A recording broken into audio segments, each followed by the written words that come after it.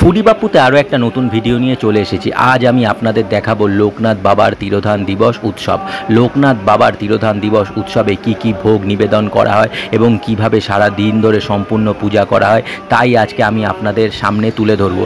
এই যে এখানে কিন্তু একদিকে গীতাপাঠ চলছে, গীতাপাঠ শেষ হলে চণ্ডীপাঠ হবে, আর আরেকদিকে ঠাকুরমশাই লোকনাথ বাবার অঞ্জলি দেওয়ার জন্য কিন্তু বেলপাতা ফুল সব ছিঁড়ছে। এখানে কিন্তু গীতাপাঠ আর চণ্ডীপাঠ হবে একই সঙ্গে।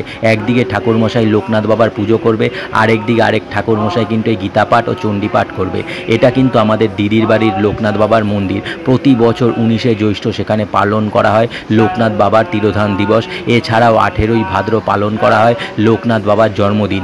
এখানে কিন্তু লোকনাথ বাবার বারোদি আশ্রমের তিথি অনুসারেই পূজা করা হয়, অর্থাৎ যে তিথি যে দিনে পড়ে সেদিনই কিন্তু এই নিয়ম পালন করা হয়। এখানে সকাল সকাল আগে লোকনাথ বাবাকে স্নান করানো হয়, তারপর নিবেদন করা হয় বাল্যভোগ, তারপর নিবেদন করা হয় অন্নভোগ। পুরো দিন ধরেই চলে কিন্তু পুজো, তারপর সবশেষে করা হয় যজ্ঞ।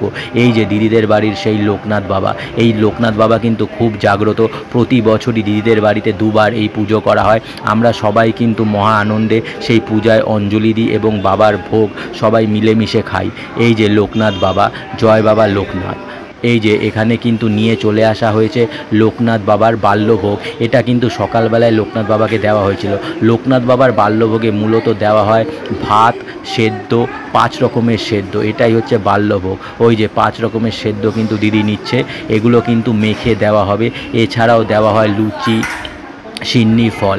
এবার কিন্তু দুপুরবেলায় চলে এসছে লোকনাথ বাবার অন্নভোগ। এখানে কিন্তু ফ্রাইড রাইস, খিচুড়ি, পোলাও, 5 রকম তরকারি, ভাজা, আলুর দম, পনির, সব রকম ভোগ দেওয়া হয়। এটা দেওয়া হয় দুপুরবেলায়।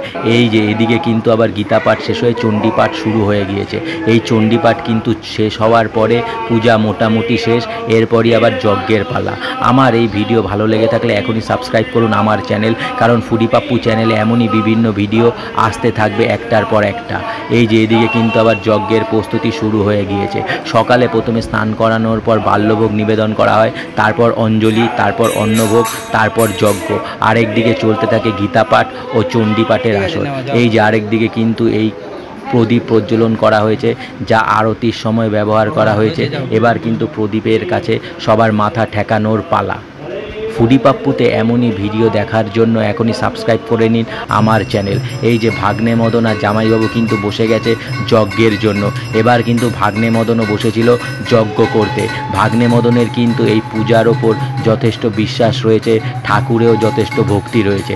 আমার এই ভিডিও ভালো লেগে থাকলে এখনই সাবস্ক্রাইব করুন ফুডি পাপ্পু চ্যানেল, কারণ ফুডি পাপ্পু চ্যানেলে এমনই বিভিন্ন ভিডিও আসতে থাকবে একটার পর একটা। লোকনাথ বাবার তিরোধান দিবস এবার কিন্তু বেশ ভালোভাবেই আমরা সবাই মিলে পালন করলাম। আমার এই ভিডিও ভালো লেগে থাকলে লাইক ও শেয়ার করতে ভুলবেন না, আর এখনই সাবস্ক্রাইব করে নিন আমার চ্যানেল। যজ্ঞ হয়ে যাওয়ার পরেই কিন্তু আমরা সবাই মিলে লোকনাথ বাবার অন্নভোগ গ্রহণ করতে যাব। এই যে একবারে নিচে কিন্তু চলে এসেছে অন্নভোগ।